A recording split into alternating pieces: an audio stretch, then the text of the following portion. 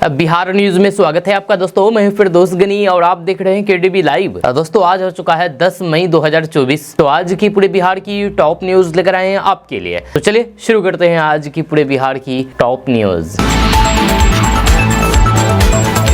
दोस्तों आरजेडी नेता और पूर्व डिप्टी सीएम तेजस्वी यादव अपनी हर चुनावी सभा के दौरान दावा करते हुए नजर आते हैं कि इस बार बिहार में एनडीए का खाता भी नहीं खुलेगा और 4 जून को एनडीए की देश से विदाई हो जाएगी। तेजस्वी की इस बयान पर केंद्रीय मंत्री अश्विनी चौबे अब भड़क उठे। जी हां, मंगलवार को पत्रकारों के साथ बातचीत करने के दौरान उन्होंने कहा कि अरे उसके पिताजी को बोलो उसका 0 शून्य हो जाएगा और उसका पूरा खानदान समाप्त हो जाएगा। ये कहना है बीजेपी नेता अश्विनी चौबे का। अश्विनी चौबे ने आगे कहा कि ये लोग सरकार बनाने का दावा कर रहे हैं लेकिन इनकी सरकार नहीं बनने वाली है। ये ऊपर पप्पू और नीचे गप्पू और बगल में सप्पू, पप्पू गप्पू सप्पू से सरकार नहीं चलने वाली है। उन्होंने दावा करते हुए कहा कि देश में नरेंद्र मोदी की सरकार बनेगी। जी हां, केंद्रीय मंत्री अश्विनी चौबे ने कहा कि जो लोग धर्म के आधार पर आरक्षण का दुरुपयोग करना चाह रहे हैं वह गलत है और उनकी सोच जनता जान रही है। अगर भूल से भी देश में इनकी सरकार बनी तो कर्नाटक की तरह पिछड़ों अति पिछड़ों का आरक्षण मुसलमानों को दे देंगे।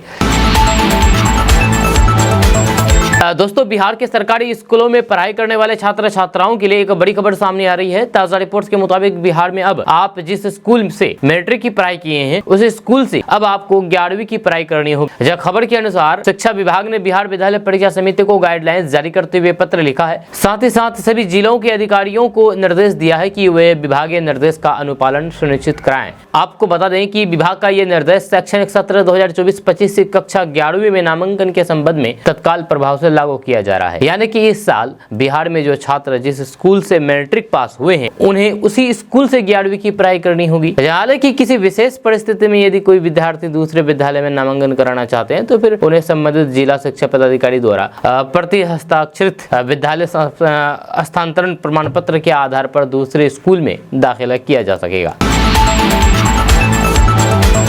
दोस्तों बिहार की 5 लोकसभा सीटों पर चौथे चरण के मतदान के लिए प्रचार प्रसार तेज हो चुका है। आपको बता दूं कि 5 लोकसभा सीटें मुंगेर, बेगूसराय, समस्तीपुर, दरभंगा और उजियारपुर में चौथे चरण में 13 मई को मतदान होंगे। इन संसदीय सीटों पर 55 उम्मीदवार चुनावी ताल ठोक रहे हैं जिनमें 23 प्रत्याशी करोड़ों के मालिक है। जी हाँ, गौरतलब है कि 23 उम्मीदवारों में से 7 प्रत्याशी निर्दलीय चुनावी दांव खेल रहे हैं। इन प्रत्याशियों ने दाखिल हल्फनामों में 1 करोड़ रुपए से ज्यादा चल अचल संपत्ति बताई है। आपको बता दूं कि भाजपा राजद के 3 उम्मीदवार, एसयूसीआई के 2, अखिल भारतीय परिवार पार्टी, जनता राज्य विकास पार्टी, कांग्रेस, लोजपा, बसपा, जदयू, जागरूक जनता पार्टी और फिर कर्पूरी जनता पार्टी के एक उम्मीदवार करोड़पति की लिस्ट में शामिल है। इन सब की औसत संपत्ति 2 करोड़ 88 लाख रुपए की है। वहीं पर चौथे चरण में 55 उम्मीदवार में सिर्फ 10 प्रत्याशियों के खिलाफ आपराधिक मामले दर्ज हैं। जब भाजपा के 3 प्रत्याशियों के खिलाफ आपराधिक मामले दर्ज हैं। एडीआर रिपोर्ट में इस बात का जिक्र किया गया है। तो दोस्तों बिहार में गोपालपुर विधानसभा सीट से विधायक और जेडीयू के चर्चित नेता गोपाल मंडल ने एक बड़ा बयान दे दिया है। उन्होंने कहा कि नरेंद्र मोदी का प्रभाव अब खत्म हो गया है, कम हो गया है। इस बार 2024 के लोकसभा चुनाव में एनडीए राज्य की सभी 40 सीटें जीतने में नहीं जा रही है। यानी कि खुद जेडीयू के विधायक जो कि एनडीए से है वो खुद बता रहे हैं कि बिहार में 40 के 40 सीट एनडीए नहीं जीत पाएगी। उन्होंने कहा कि हमारा गठबंधन 32 ही सीटों पर जीत दर्ज करेगा। इसके साथ ही उन्होंने कहा कि हम झूठ नहीं बोलते हैं, हम हमेशा सत्य बोलते हैं। मीडिया से बातचीत में एक सवाल के जवाब में नीतीश कुमार के विधायक गोपाल मंडल ने कहा है कि प्रधानमंत्री नरेंद्र मोदी हमारी पार्टी के साथ पार्टी में हैं तो फिर हम उनके खिलाफ क्या बोलेंगे। जब मंडल ने कहा है कि हम उनके खिलाफ कुछ भी नहीं बोलना चाहते हैं। गोपाल मंडल ने आगे कहा कि अगर नरेंद्र मोदी की सरकार ने देश के लिए अच्छा काम किया होगा तो फिर उनकी पार्टी राज्य की 40 की 40 सीटें जीतेगी। अगर उन्होंने अच्छा काम नहीं किया होगा तो फिर 40 में से 40 सीट नहीं मिलेगी। हालांकि गोपाल मंडल ये जरूर कहा है कि नरेंद्र मोदी का प्रभाव पहले की तुलना में अब कम हो गया है।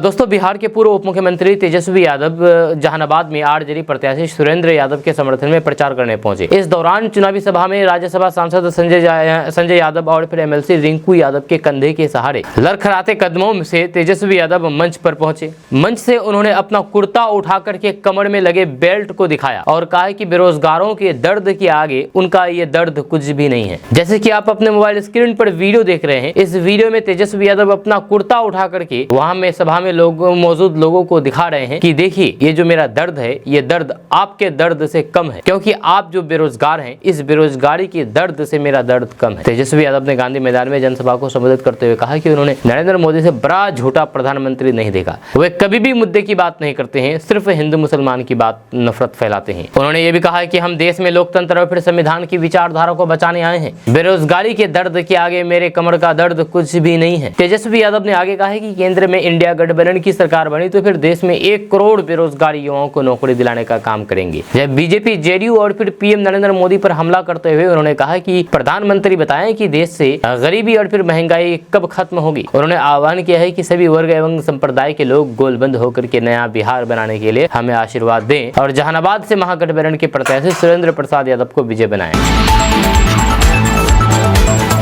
दोस्तों, बिहार के सरकारी स्कूलों में गर्मी की छुट्टी में चल रही विशेष कक्षाओं में 509 शिक्षक गायब पाए गए हैं। ऐसे शिक्षकों पर कार्रवाई करते हुए शिक्षा विभाग ने संबंधित जिलों के जिला शिक्षा पदाधिकारियों को वेतन काटने और फिर अनुशासनिक कार्रवाई करने का आदेश दिया है। गायब शिक्षकों में सर्वाधिक यानी कि सबसे ज्यादा 32 शिक्षक नालंदा जिले के हैं, जबकि दूसरे स्थान पर बेगूसराय है, जहाँ के 27 शिक्षक गायब पाए गए हैं। वहीं पर शिक्षा विभाग के आदेश के मुताबिक अरवल के 2, बांका के 13, भागलपुर के 18, बक्सर के 7, चंपारण के 18, गोपालगंज के 121, जहानाबाद के 20, किशनगंज के 2, कटिहार के 5, मधुबनी के 9, दरभंगा के 20, मुजफ्फरपुर के 23 गायब शिक्षकों के वेतन काटने का निर्देश दिया गया है। इसी तरीके से अररिया के 10, औरंगाबाद के 13, बेगूसराय के 27, भोजपुर के 7, सीतामढ़ी के 19, गया के 14, जमुई के 9, खगड़िया के 5, कैमूर के 23, लखीसराय के 2, मुंगेर के 5, मधेपुरा के 14 शिक्षकों का वेतन काटने को कहा गया है। आपको बता दूं कि लिस्ट में नवादा का भी है 24, पटना का 15, पूर्णिया के 23, रोहतास के 16, सहरसा के 5, समस्तीपुर के 11, शेखपुरा के 7, सारण के 24, सुपौल के 13, सीवान के 23, वैशाली के 20 एवं पश्चिमी चंपारण के 23 शिक्षक शामिल है। दोस्तों, अभी रोड पर जितनी भी गाड़ियां चल रही है वो इलेक्ट्रॉनिक गाड़ियां, पेट्रोल से चलने वाली गाड़ियां, डीजल से चलने वाली गाड़ियां, सीएनजी से चलने वाली गाड़ियां, पीएनजी से चलने वाली गाड़ियां, इथेनॉल से चलने वाली गाड़ियां शामिल है। लेकिन अब जो गाड़ियां चलने वाली है हमारे देश की सड़कों पर वह किसानों के बनाए गए फ्यूल से गाड़ी चलने वाली है। जी हां, इसको लेकर के कैबिनेट मंत्री नितिन गडकरी ने फ्यूचर प्लान भी बता दिया है। आपको बता दूं कि देश में लोकसभा चुनाव चल रहे हैं। लोकसभा चुनाव 7 चरणों में होना है, जिसमें 3 चरणों के मतदान की प्रक्रिया पूरी हो गई है। वहीं पर पूरे देश में नेताओं की चुनावी रैलियां भी जारी है। वहीं पर सड़क एवं परिवहन मंत्री नितिन गडकरी ने बुधवार को अपनी एक रैली में बताया है कि देश में आने वाले समय में hydrogen fuel of the future बनेगा। इसके साथ ही नितिन गडकरी ने कहा है कि भारत जल्द ही फॉसिल फ्यूल को इंपोर्ट करेगा और फिर हमारे किसान इस ग्रीन फ्यूल का निर्माण करेंगे। कैबिनेट मंत्री नितिन गडकरी ने अपनी चुनावी रैली के दौरान ग्रीन फ्यूल से किसानों को होने वाले फायदे के बारे में भी बताया है। कैबिनेट मंत्री ने कहा है कि हाइड्रोजन भविष्य में इस्तेमाल होने वाला फ्यूल है और आने वाले समय में देश में वाहन ग्रीन फ्यूल से ही चलेंगे। इसके साथ ही नितिन गडकरी ने कहा है कि प्रधानमंत्री नरेंद्र मोदी देश के संपूर्ण विकास और साथ ही किसानों की भलाई के लिए काम कर रहे हैं। नितिन गडकरी ने किसानों को ऊर्जादाता संबोधित करते हुए कहा है कि एथेनॉल की डिमांड बढ़ने के साथ ही एग्रीकल्चर इकोनॉमी में बदलाव देखने को मिलेगा। जब किसान ज्यादा समय तक केवल अन्नदाता ही नहीं रहने वाले हैं बल्कि अब वे ऊर्जादाता भी बनेंगे। कैबिनेट मंत्री ने कहा है कि एथेनॉल इंडस्ट्री किसानों के लिए वरदान साबित होगी और इसकी डिमांड बढ़ने के साथ ही एग्रो इकोनॉमिक भी बदलेगा। वहीं पर नितिन गडकरी ने कहा है कि मैं चाहता हूं कि आने वाले सालों में motorcycle, e rickshaw, auto rickshaw और फिर कार 100% एथेनॉल पर चले। दोस्तों, लोकसभा चुनाव के चलते बिहार का सियासी पारा चढ़ा हुआ है। जब राजनीतिक पार्टियां एक दूसरे पर जम करके प्रहार कर रही है। इस बीच बिहार के उप मुख्यमंत्री विजय कुमार सिन्हा ने आरजेडी सुप्रीमो लालू प्रसाद यादव पर जोरदार हमला बोला है। विजय सिन्हा ने कहा है कि लालू प्रसाद यादव बिहार के अभिशाप है और वे इस चुनाव में पूरी तरीके से घबराए हुए हैं और फिर वोट प्राप्त करने के लिए तुष्टिकरण की राजनीति की बात करते हैं। विजय सिन्हा ने कहा कि वे गरीबों, पिछड़ों और फिर दलितों के हित की बात नहीं करेंगे। वे अपने वोट बैंक के लिए कोई भी सौदा कर सकते हैं। आरक्षण बहुत छोटी चीज है, वे राष्ट्रीय सुरक्षा से भी समझौता कर सकते हैं। ऐसी मानसिकता वाले लोग अराजकता को जन्म देते हैं और फिर वे इसमें माहिर हैं। आपको बता दूं कि मुसलमानों को आरक्षण दिलवाने को लेकर के जिस तरीके से राजद सुप्रीमो लालू प्रसाद यादव का बयान सामने आया है, इस पर प्रधानमंत्री नरेंद्र मोदी ने पलटवार किया है। जी हाँ, इसके बाद लालू प्रसाद बैकफुट पर आ गए। उन्होंने कहा कि आरक्षण का आधार धर्म नहीं बल्कि सामाजिक पिछड़ापन होता है। पीएम मोदी को इतनी सी भी समझ नहीं है, यह कहना है लालू प्रसाद यादव का। दोस्तों लोकसभा चुनाव का दौर चल रहा है। इस लोकसभा चुनाव के दौरान जनता से वोट मांगने के लिए पहुंच रहे कई राजनेताओं को भारी विरोध का सामना करना पड़ रहा है, खास करके सत्ता पक्ष को। इसी कड़ी में बिहार के वैशाली लोकसभा सीट से एनडीए समर्थित लोजपा रामविलास उम्मीदवार और सांसद वीणा देवी को भी जनता के गुस्से का शिकार होना पड़ा। बताया गया है कि गुस्साए लोगों ने वीणा देवी को गाड़ी से उतरने तक नहीं दिया है। इसके बाद ग्रामीण और फिर प्रत्याशी समर्थक आपस में उलझ गए और जमकर के नोकझोंक हुई। इसका वीडियो सोशल मीडिया पर वायरल हो रहा है। हालांकि केडीवी लाइव इस वीडियो की सत्यता की पुष्टि नहीं करती है। जानकारी के अनुसार ये मामला मीनापुर विधानसभा क्षेत्र के चांदपर्णा पंचायत का है, जहां स्थानीय लोगों ने बताया है कि मंगलवार शाम को वीणा देवी अपने पक्ष में वोट मांगने के लिए पहुंची थी। इस दौरान सैकड़ों की संख्या में ग्रामीणों ने वीणा देवी की गाड़ी को घेर लिया और हंगामा और नारेबाजी करने लगे। वीणा देवी अपनी गाड़ी में बैठ गई और जनता से उनको गाड़ी से नीचे उतरने तक नहीं दिया। जब कुछ देर तक अफरा तफरी की स्थिति बनी रही, जब वीणा देवी के समर्थकों ने विरोध कर रहे लोगों को समझाने का प्रयास किया, जिसके बाद उनकी गाड़ी आगे बढ़ती चली गई।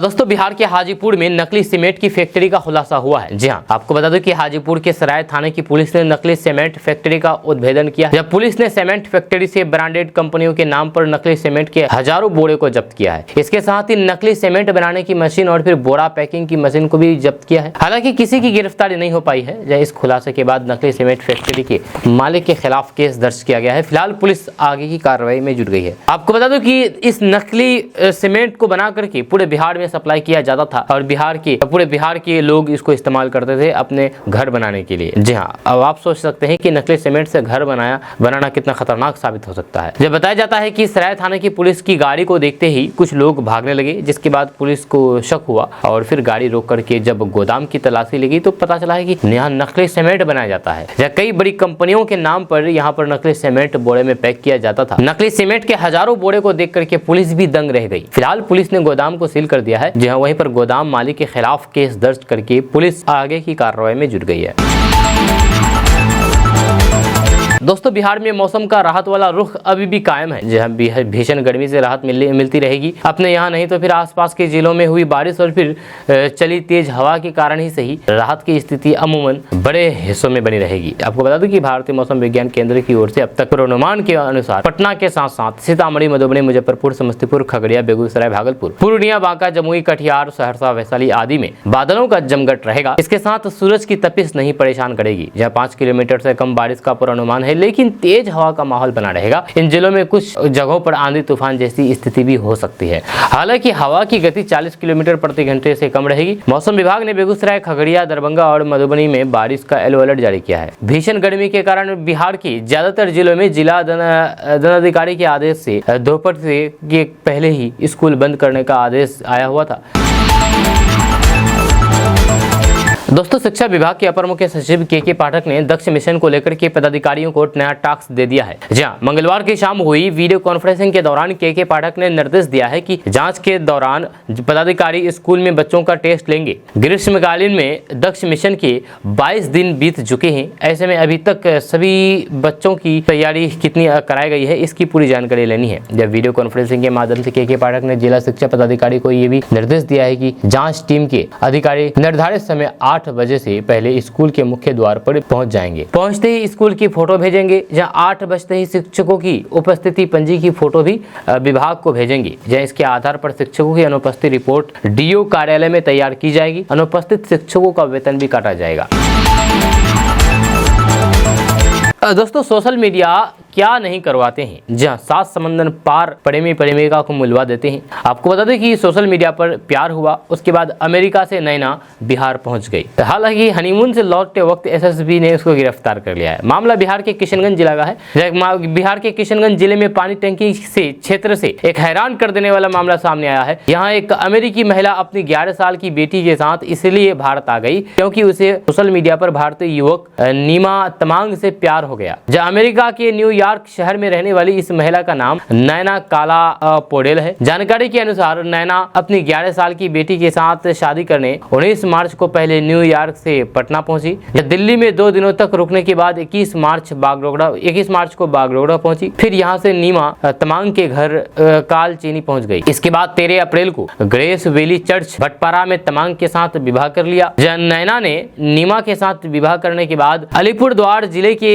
हेल्मिटनगंज में एक दुकान दुकान से 10,000 रुपए देकर के नैना और फिर उसकी बेटी यूनिस का फर्जी आधार कार्ड बनवा लिया। इसके बाद 21 अप्रैल को हनीमून मनाने के लिए फर्जी आधार कार्ड के जरिए नेपाल पहुंचे, जहां हनीमून मनाने के बाद 7 मई को वे भारत लौट रहे थे। इस दौरान सीमा पर तैनात एसएसबी के जवानों ने मां बेटी दोनों को पकड़ लिया। इसके साथ ही जवानों ने नीमा को भी पकड़ लिया। एसएसबी से मिल रही जानकारी के अनुसार नैना के पास 2029 तक का वैध वीजा भी है, जब उसकी बेटी यूनिस का वीजा मार्च 2025 तक वैध है। एसएसबी ने आवश्यक कार्रवाई के बाद तीनों को खोरीबाड़ी पुलिस के हवाले कर दिया। दोस्तों, कांग्रेस नेता राहुल गांधी ने अंबानी अडानी के मुद्दे पर प्रधानमंत्री मोदी पर जम करके हमला बोला। राहुल गांधी ने सोशल साइट एक्स पर एक ट्वीट करके तंज कसते हुए कहा कि भाजपा के भ्रष्टाचार के टेम्पो का ड्राइवर और खलासी कौन है, देश जानता है। उन्होंने एक वीडियो मैसेज में पीएम मोदी पर हमला बोलते हुए कहा कि पहली बार वे पब्लिक में अडानी और अंबानी की बात कर रहे हैं, घबरा गए क्या? आपको बता दें कि प्रधानमंत्री मोदी ने तेलंगाना के करीमपुर में आयोजित सभा में राहुल गांधी पर हमला बोलते हुए कहा था कि वे कांग्रेस के शहजादे से पूछना चाहते हैं कि उन्होंने अडानी और अंबानी से कितना माल उठाया है। उन्होंने कहा था कि पिछले 5 सालों से कांग्रेस के शहजादे दिन रात सदा ही एक ही बयान जपते थे, 5 उद्योगपति अडानी और अंबानी की बात करते थे, लेकिन जब से चुनाव घोषित हुए हैं तो उन्होंने अडानी और अंबानी को गाली देना क्यों बंद कर दिया? राहुल गांधी ने अडानी और अंबानी पर प्रधानमंत्री मोदी के सवाल का जवाब देते हुए कहा कि नमस्कार मोदी जी, थोड़ा सा घबरा गए क्या? नॉर्मली आप बंद कमरों में अडानी जी अंबानी जी की बात करते हो, पहली बार आपने पब्लिक में अडानी और अंबानी बोला है। आपको ये भी मालूम है कि टेम्पो में पैसा देते हैं, क्या ये आपका पर्सनल एक्सपीरियंस है क्या? उन्होंने कहा है कि एक काम कीजिए, सीबीआई और ईडी को इनके पास भेजिए, पूरी जानकारी कीजिए, जल्द से इंक्वायरी कीजिए, घबराइए मत मोदी जी। देश को फिर से दोबारा कह रहा हूँ, जितना पैसा नरेंद्र मोदी ने इनको दिया है, अडानी अंबानी को दिया है, उतना ही पैसा हम हिंदुस्तान के गरीब लोगों को देने जा रहे हैं। महालक्ष्मी योजना, पहली नौकरी पक्की योजना, इन योजनाओं के माध्यम से करोड़ों लाखपति बनाएंगे। उन्होंने 22 अरबपति बनाए हैं, हम करोड़ों लाखपति बनाएंगे, ये कहना है राहुल गांधी का। दोस्तों, केंद्रीय मंत्री नितिन गडकरी बिहार के बेगूसराय पहुंचे, चुनावी सभा को संबोधित किया। इस दौरान नितिन गडकरी ने कहा कि मेरे पास पैसे की कोई कमी नहीं है, मेरे हाथ द्रौपदी की थाली लग गई है जो कभी खाली नहीं होती है, जो मैं कहता हूं वही करता हूं। जहां कोई माई का लाल ये नहीं कह सकता कि नितिन गडकरी ने ये घोषणा की और उसे पूरा नहीं किया। उन्होंने कहा कि चुनाव के बाद गंगा नदी पर शाम हो मटिहानी पुल का निर्माण कार्य शुरू हो जाएगा। आपको बता दूं कि केंद्रीय मंत्री नितिन गडकरी मटिहानी प्रखंड के मध्य विद्यालय बागडो परिसर में एनडीए प्रत्याशी गिरिराज सिंह के समर्थन में आयोजित चुनावी सभा को संबोधित कर रहे थे। उन्होंने कहा कि पुल का निर्माण बेगूसराय के सांसद गिरिराज सिंह के आग्रह पर होगा। नितिन गडकरी ने कहा है कि प्रधानमंत्री नरेंद्र मोदी के नेतृत्व में देश में सर्वांगीण विकास हो रहा है, जिसमें किसानों का भी विकास हुआ है। उन्होंने कहा है कि मैं जाति धर्म की राजनीति नहीं करता हूँ, जब मेरी राजनीति विकास के मुद्दे पर होती है। मैं जाति धर्म की राजनीति करने वालों से नफरत करता हूँ। आम जनता से अपील करते हुए कहा कि आप मुझसे मांगने में कोई कंजूसी नहीं करें, जो आप मांगेंगे वो मैं पूरा करूंगा। चुनावी सभा को संबोधित करते हुए बिहार के उप मुख्यमंत्री विजय कुमार सिन्हा ने कहा कि गिरिराज सिंह के सफल नेतृत्व में बेगूसराय का सर्वांगीण विकास हुआ है। हजारों करोड़ की लागत से सिमरिया में गंगा नदी पर पुल का निर्माण हो रहा है, फर्टिलाइजर चालू हुआ है, जिससे यूरिया का उत्पादन हो रहा है। उन्होंने कहा कि मटिहानी के विधायक राजकुमार सिंह से आगरा पर चकिया से लखमिनिया तक गुप्ता लखमिनिया बांध को 4 लेन बाईपास निर्माण की स्वीकृति भी दे दी गई है। चुनावी सभा को संबोधित करते हुए एनडीए प्रत्याशी गिरिराज सिंह ने कहा कि लोग कहते हैं कि गिरिराज सिंह हिंदू मुस्लिम की राजनीति करते हैं, तो मैं इसे स्वीकार करता हूं कि मैं हिंदू मुस्लिम की राजनीति करता हूं, परंतु विकास की भी राजनीति करता हूं। जब मेरे 5 वर्षों के कार्यकाल में हजारों करोड़ की लागत से बेगूसराय का विकास हुआ है।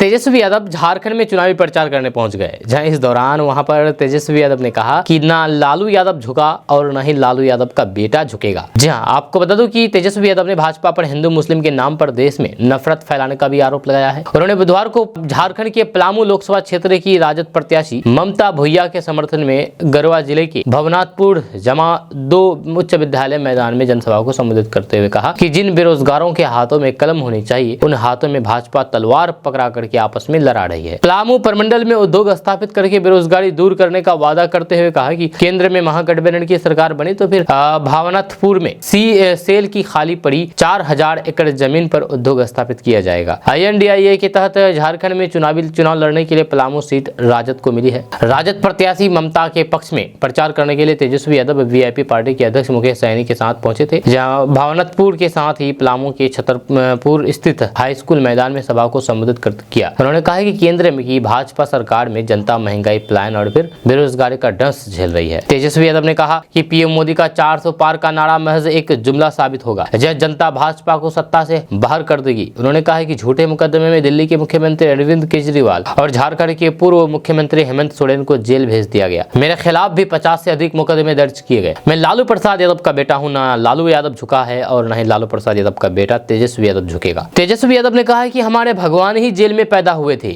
इसलिए हम जेल से नहीं डरते। हमारी सरकार बनी तो फिर गरीब बहनों को पढ़ाई के लिए प्रत्येक वर्ष 1 लाख रुपए दिए जाएंगे।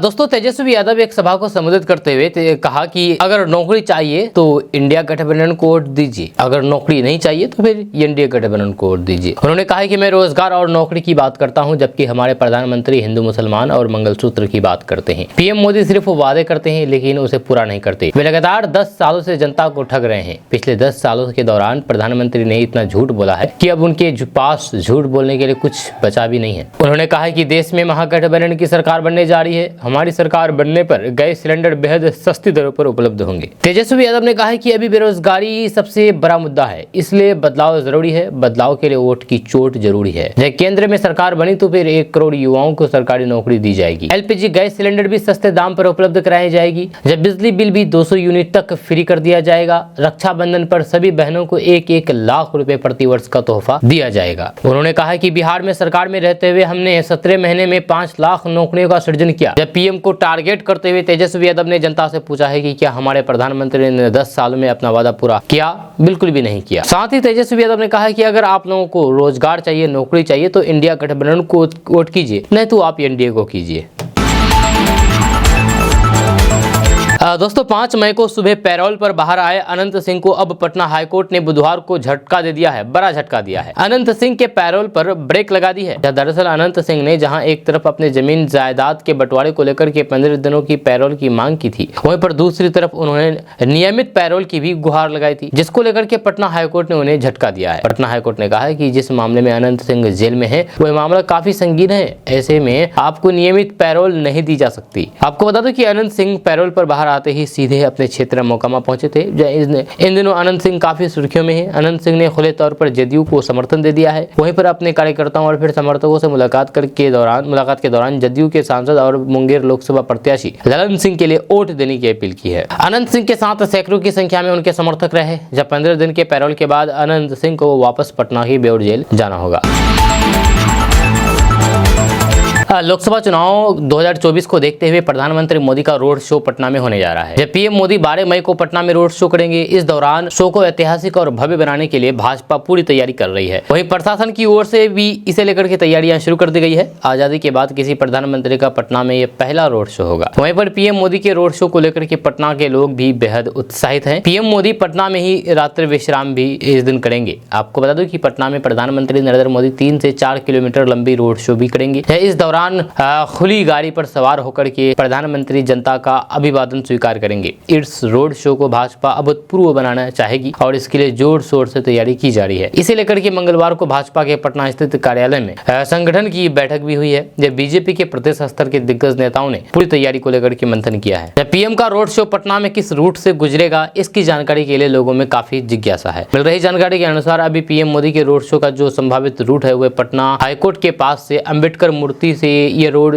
शो निकलेगा, जो कदम कुआं तक जाएगा। हालांकि PMO के स्तर से अभी इसकी स्वीकृति मिलनी बाकी है। गौरतलब है कि PM मोदी ने चुनाव प्रचार के दौरान पिछले दिनों झारखंड की रांची में रोड शो भी किया था, जहां बड़ी तादाद में लोग अपने घरों से बाहर आए और फिर प्रधानमंत्री का अभिवादन किया था। यूपी में भी PM मोदी रोड शो कर चुके हैं, अब पटना में रोड शो करने जा रहे हैं। खास बात यह है कि ये 12 मई को रोड शो करने के बाद PM मोदी पटना में ही रात्रि विश्राम करेंगे। अगले दिन बिहार में 3 जनसभाओं को संबोधित करेंगे और वाराणसी जाकर के अपना नामांकन करेंगे।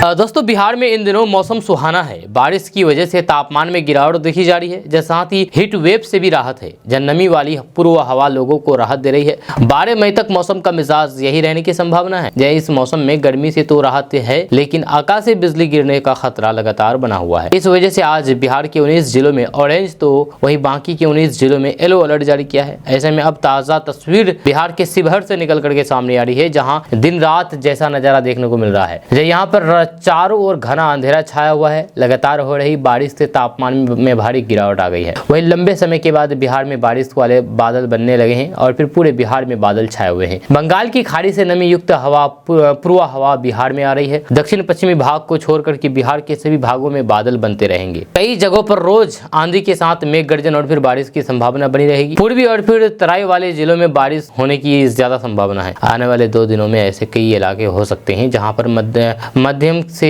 तेज बारिश हो सकती है। प्री मानसून का सीजन होने की वजह से कुछ ऐसे जिले हो सकते हैं जहां बारिश ना हो, लेकिन स्थिति बारिश वाली बनी रहेगी। दोस्तों पाकिस्तान के कब्जे वाले कश्मीर यानी कि पीओके को लेकर के विदेश मंत्री एस जयशंकर ने अपनी सरकार की प्रतिबद्धता दोहराई है। उन्होंने कहा है कि नरेंद्र मोदी सरकार पीओके को भारत में वापस लाने के लिए प्रतिबद्ध है। आपको बता दें कि विदेश मंत्री दिल्ली विश्वविद्यालय के गर्गी कॉलेज में छात्रों को संबोधित कर रहे थे। इस दौरान उन्होंने बताया है कि कैसे मोदी सरकार ने भारतीय संविधान के अनुच्छेद 370 को खत्म कर दिया, जबकि लोगों ने बिल्कुल अलग अलग धारणाएं बनाए रखी थी। उन्होंने कहा है कि लोगों ने बस यही मान लिया था कि 370 को बदला नहीं जा सकता और ये ऐसी चीज है जिसे हमें स्वीकार करना होगा। अब एक बार फिर हम इसे बदल देते हैं तो फिर पूरी जमीनी स्थिति बदल जाती है। उन्होंने कहा कि पीओके के संबंध में भी मैं बस इतना ही कह सकता हूं कि संसद में एक प्रस्ताव है और देश की हर राजनीतिक पार्टी ये सुनिश्चित करने के लिए प्रतिबद्ध है कि पीओके जो भारत का हिस्सा है, भारत को वापस मिल जाए। उन्होंने आगे कहा कि मैं एक बात जरूर कहना चाहता हूं कि 10 साल पहले या यहाँ तक कि 5 साल पहले भी लोग हमसे ये तक पूछते थे और हमने 370 को खत्म कर दिया, तो फिर अब लोग समझते हैं कि पीओके भी महत्वपूर्ण है और इसको लेना भी चाहिए। दोस्तों भारत में हिंदुओं की आबादी सबसे अधिक है। हालांकि आंकड़ों पर नजर डालें तो फिर इसमें तेजी से कमी आ रही है। आजादी के बाद से अब तक हिंदुओं की आबादी में 7.82% की कमी देखने को मिल रही है। हाल ही में प्रधानमंत्री की आर्थिक सलाहकार परिषद ने सर्वे में पाया है कि भारत में 1950 से 2015 के बीच अल्पसंख्यक जैसे मुस्लिम, ईसाई, सिख और फिर बौद्धों की आबादी बढ़ी है। रिपोर्ट्स के मुताबिक देश में 1950 से 2015 तक 65 वर्षों के अंतराल में बहुसंख्यक हिंदुओं की आबादी में बड़ी गिरावट दर्ज की गई है। इस अवधि में हिंदुओं की हिस्सेदारी में 8% की गिरावट आई है। वहीं पर इस अवधि में पाकिस्तान, बांग्लादेश जैसे दूसरे देश की तुलना करें तो फिर यहाँ बहुसंख्यक मुस्लिमों की आबादी में हिस्सेदारी तेजी से बढ़ी है। इस रिपोर्ट में खुलासा हुआ है कि देश में जैन और पारसियों की भी आबादी में हिस्सेदारी इस अवधि में घटी है। दोस्तों बिहार के गोपालगंज में जिस पत्नी का अपहरण करके उसकी जान लेने के आरोप में पति 35 महीने से जेल में बंद है और सास 7 महीने तक जेल में रही, वह महिला अपनी प्रेमी के साथ जिंदा लौटी है, जिंदा मिली है। जब पुलिस ने महिला को यूपी के बलिया से बरामद किया है। जब महिला की बरामदगी के बाद नगर थाने की पुलिस कोर्ट में गुरुवार को पेश करेगी। पूरा मामला नगर थाना क्षेत्र के अरार मोहल्ले का है। करीब 3 साल पुराने दहेज केस में गुत्थी अब सुलझने की करीब पहुंच गई है। वहीं पर पुलिस भी महिला को जीवित देख करके हैरान है। आपको बता दें कि बरौली थाना क्षेत्र के नदना गांव निवासी लता देवी की शादी नगर थाना क्षेत्र के अरार मोहल्ले में वार्ड संख्या 28 निवासी सुनील चौहान के साथ हुई थी। शादी के बाद लता और सुनील के बीच 2 बेटियां हुई, इसमें एक बड़ी बेटी अपने मामा के पास रहती है, जबकि दूसरी छोटी बेटी अपनी दादी और फिर पापा के पास रहती है। 2016 में महिला ने प्रताड़ना का केस अपने पति समेत ससुराल वालों पर किया था। लॉकडाउन के दौरान पति पत्नी में समझौता हुआ जब महिला अपने ससुराल आकर के रहने लगी। इधर लता देवी के भाई चंद्रभूषण प्रसाद ने 10 जुलाई 2021 को दहेज के लिए उसकी जान लेने का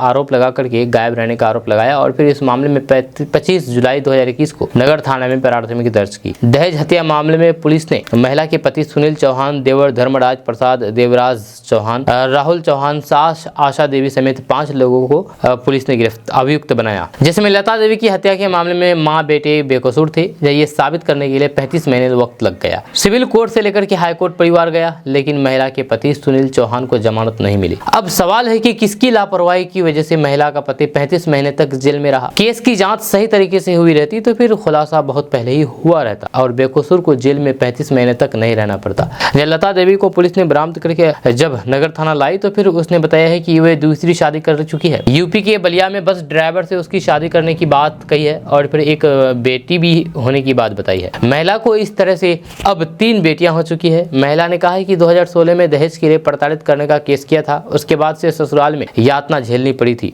इसलिए घर छोड़ करके स्टेशन पर भाग गई जी, जहां बलिया के ज्ञानेंद्र सैनी ने सहारा दिया और अपने घर लेकर चले गए। उसी समय से उसके साथ रहने लगी। 4 महीने बाद शादी कर ली और पति पत्नी के रूप में दोनों बलिया में रहने लगे थे। दोस्तों, बिहार के बाहुबली नेता और मोकामा से पूर्व विधायक अनंत सिंह के जेल से बाहर निकलने के बाद बिहार की सियासत तेज हो गई है। अनंत सिंह के जेल से निकलने के बाद जैसे ही आरजेडी को समीकरण बिगड़ने का महसूस हुआ, वैसे ही उसने तुरंत अशोक महतो के लिए मुकेश सहनी को मैदान में उतार दिया है। लेकिन अब जेडीयू ने भी चाल चली है। जी हाँ, आपको बता दूं कि दरअसल जेडीयू ने भी समीकरण को दुरुस्त करने के लिए चाल चल दी है। जेडीयू ने ललन सिंह के साथ चिराग पासवान को भी मैदान में उतार दिया है। इसके बाद मुंगेर लोकसभा चुनाव में एनडीए प्रत्याशी राजीव रंजन और ललन सिंह के साथ लोक जनशक्ति पार्टी रामविलास अध्यक्ष चिराग पासवान ने बाढ़ विधानसभा क्षेत्र में रोड शो किया, जहां उन्हें देखने के लिए काफी संख्या में लोग सड़क पर उतर चुके थे। अथमल गोला से शुरू रोड शो बाढ़ पहुंचा, जहां इस दौरान रास्ते में उन पर फूल बरसाए गए। रोड शो के दौरान नेता द्वारा सड़क किनारे खड़ी भीड़ का अभिवादन करते रहे। काफिले में बड़ी संख्या में बाइक और फिर अन्य गाड़ियां पर सवार समर्थक शामिल थे। दोस्तों, बिहार लोकसभा चुनाव में एक नया मोड़ सामने आया है। राष्ट्रीय जनतांत्रिक गठबंधन समर्थित जनता दल यूनाइटेड की प्रत्याशी लवली आनंद और महागठबंधन के राष्ट्रीय जनता दल के कोटे से रितु जायसवाल की आमने सामने की लड़ाई में एक नए चेहरे ने नामांकन दाखिल किया है। इसी भर से सियासी संग्राम में अब माँ बेटे की लड़ाई की चर्चा होने लगी है। दरअसल जेडीयू प्रत्याशी लवली आनंद के छोटे बेटे अंशुमन आनंद ने शिवहर से निर्दलीय प्रत्याशी के रूप में नामांकन दाखिल किया है। अंशुमन आनंद की अपनी मां लवली आनंद के सामने शिवहर लोकसभा सीट पर नामांकन के बाद एक बार फिर से बाहुबली आनंद मोहन का परिवार चर्चा में आ गया है। ये चर्चा इसलिए भी है क्योंकि आनंद मोहन की पत्नी लवली आनंद के नामांकन में अंशुमान आनंद भी मौजूद रहे थे। लेकिन चौंकाने वाली बात यह है कि शिवहर लोकसभा प्रत्याशी लवली आनंद के पुत्र अंशुमान आनंद ने शिवहर लोकसभा से निर्दलीय प्रत्याशी के रूप में नामांकन दाखिल किया है। ऐसा क्यों किया, इसको लेकर के राजनीतिक अटकलें तेज है, लेकिन कोई इसका साफ और स्पष्ट कारण नहीं बता पाने की स्थिति में नहीं है।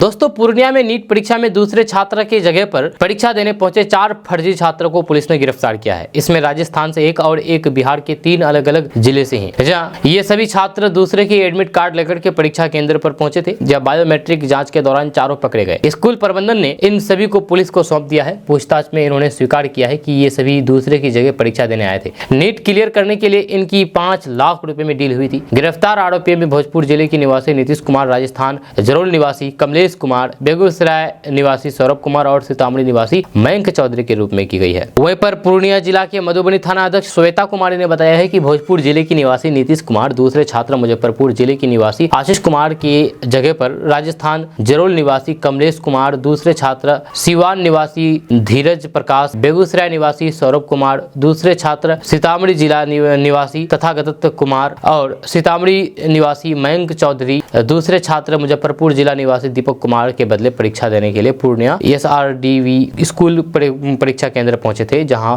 सभी पकड़े गए हैं। आपको बता दूं कि नीट क्लियर करने के लिए उनकी 5 लाख रुपए में डील हुई थी। ये सभी बिहार और फिर राजस्थान के मेडिकल संस्थानों में पढ़ाई कर रहे हैं। DAV पूर्णिया से पकड़े गए नीतीश कुमार ने पुलिस को बताया है कि वे भोजपुर जिले का है, जहां नीट क्लियर करने के लिए उससे 5 लाख रुपए में सौदा हुआ है। वहीं पर पुलिस ने सभी गिरफ्तार आरोपियों को पूछताछ करके न्यायिक हिरासत में भेजने की कार्रवाई कर रही है।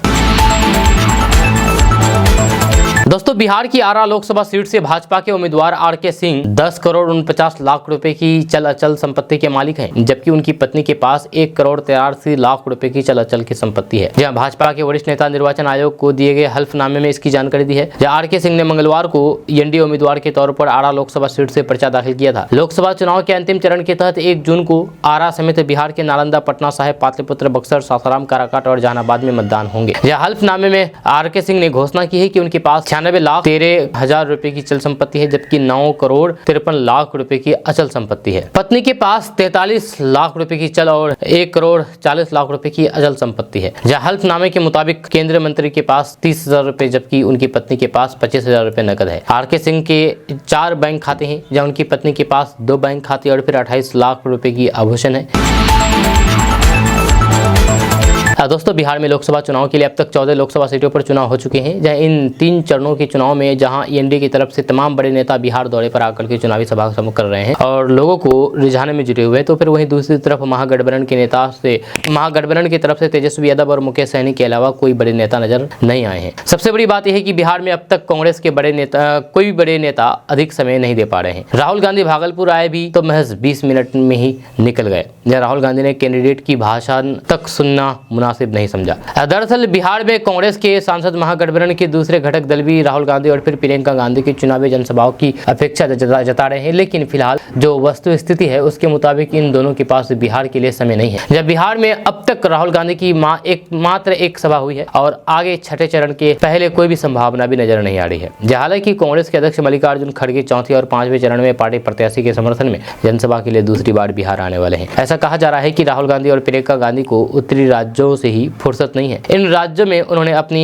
इतनी जनसभा कर रखी है कि उनके लिए बिहार आना संभव नहीं है। जबकि बिहार में कांग्रेस 9 लोकसभा सीटों पर चुनाव लड़ रही है और फिर इसके कई कैंडिडेट पहली बार चुनावी मैदान में है। इसके बावजूद भी राहुल गांधी और प्रियंका गांधी बिहार में अधिक रुचि नहीं दिखा रहे हैं।